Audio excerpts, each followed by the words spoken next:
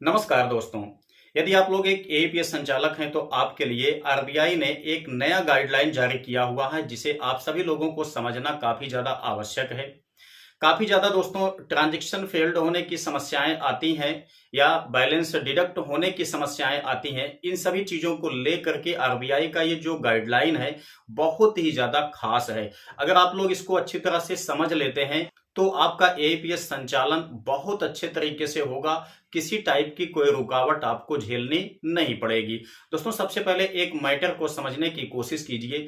हम लोग जानते हैं कि जो आपका एईपीएस ट्रांजैक्शन होता है ये दोस्तों एनपीसीआई के माध्यम से कंडक्ट किया जाता है। इसका सर्वर जो होता है दोस्तों वो बैंक के सर्वर से बिल्कुल भी अलग होता है। इसलिए कभी कभी ऐसा होता है कि कितना भी अच्छी आपकी आईडी क्यों ना हो, जैसे कि मान लेते हैं टॉप में आता है आपका स्पाइस मनी है, पेनियर बाई एप्लीकेशन है, इजी पे एप्लीकेशन है इत्यादि। इन एप्लीकेशन से भी दोस्तों कभी कभी बैलेंस आपका फंस जाता है। मतलब कस्टमर के खाते से बैलेंस तो कट जाता है लेकिन आपके वॉलेट में बैलेंस जमा नहीं होता है।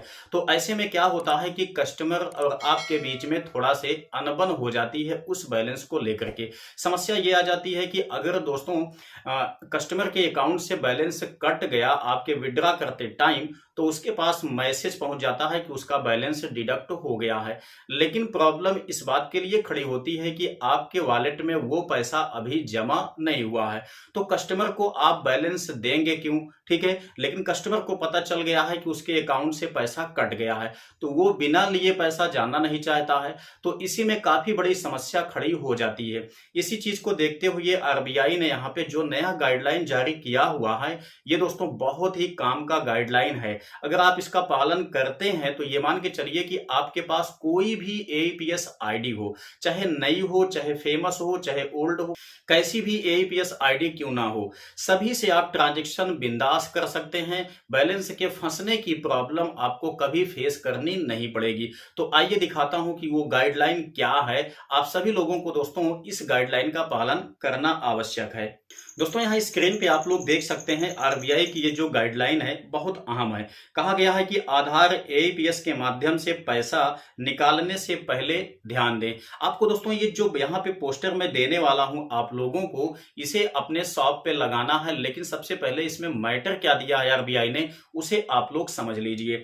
कहा गया है दोस्तों कि सामान्यतः एईपीएस के इस्तेमाल में रकम फंसने की संभावना बहुत कम होती है। ये बात तो सही है, ठीक है। हम लोग जानते हैं कि लगभग हजारों ट्रांजैक्शन में एकाध ट्रांजैक्शन ऐसे होते हैं जो कि फंस जाते हैं, ठीक है। अच्छा, आगे कहा गया है कि लेकिन फिर भी तकनीकी कारणों से आधार के माध्यम से पैसा निकालने पर अगर रकम ग्राहक के खाते से कट जाता है और सेवा प्रदाता के खाते में नहीं पहुंचता है, ठीक है, तो वह रकम ग्राहक के खाते में 72 घंटे में वापस हो जाता है। ठीक है, ये आरबीआई का निर्देश है।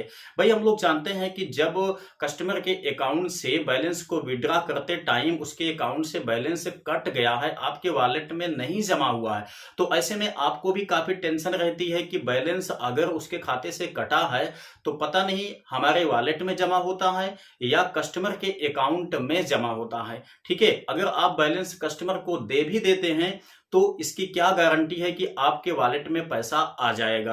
तो आपको इस बात की श्योरिटी होनी चाहिए कि बैलेंस डिडक्ट हुआ है तो वो बैलेंस आपके वॉलेट में जमा होगा या कस्टमर के अकाउंट में वापस हो जाएगा। अगर आपको ये बात बिल्कुल श्योरिटी से पता होगी तो आप ट्रांजेक्शन करने में बिल्कुल हिचकेंगे नहीं, चाहे बैलेंस फंसे चाहे सक्सेस हो। ठीक है, अच्छा आगे कहा गया है इसके लिए सेवा प्रदाता की कोई जिम्मेदारी नहीं होगी। ठीक है, अच्छा इसमें आप लोग आगे देखिए, कहा गया है रकम कटने की दशा में पासबुक का फोटो कॉपी और ट्रांजैक्शन आईडी ले करके अपने बैंक मैनेजर से शिकायत ग्राहक को खुद करना होगा। ठीक है, और इसका एक कॉपी सीएसपी ऑपरेटर को भी देना होगा। ये लिस्ट दोस्तों आपको अपने शॉप पे कहीं पे चस्पा कर देनी है। ऐसे स्थान पे आपको चस्पा करना है जहां से कि आपके कस्टमर को यह लिस्ट साफ साफ दिखाई दे।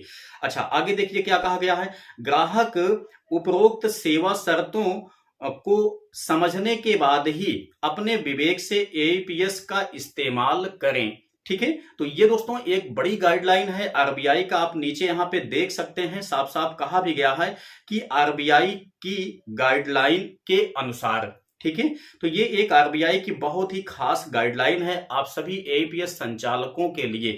यदि आप दोस्तों इस लिस्ट को अपने शॉप पे कहीं चस्पा कर देते हैं और जो भी आपके कस्टमर आते हैं, सबसे पहले आप उनको इधर इंडिकेट कर दीजिए कि वो ये लिस्ट देख लें, ठीक है। इस लिस्ट में सारी बातें यहाँ पे स्पष्ट की गई हैं कि अगर उसके अकाउंट से पैसा डिडक्ट हो जाता है, ठीक है, हमारे वॉलेट में नहीं आता है, तो टेंशन लेने की बात नहीं है, उसके ही खाते में पैसा 72 घंटे के आसपास में वापस रिफंड हो जाएगा, ठीक है। अगर आपका कस्टमर दोस्तों इस बात से बिल्कुल सहमत तो हो जाता है, उसके बाद आपके यहाँ एईपीएस के माध्यम से विड्रॉ करता है, तो यदि उसका बैलेंस कटने के बाद भी आपके वॉलेट में जमा नहीं होता है, तो ऐसे में आपके कस्टमर को भी संतुष्टि मिलेगी, उसको पता चल जाएगा कि खाते में पैसा उसके वापस आ जाएगा, ठीक है।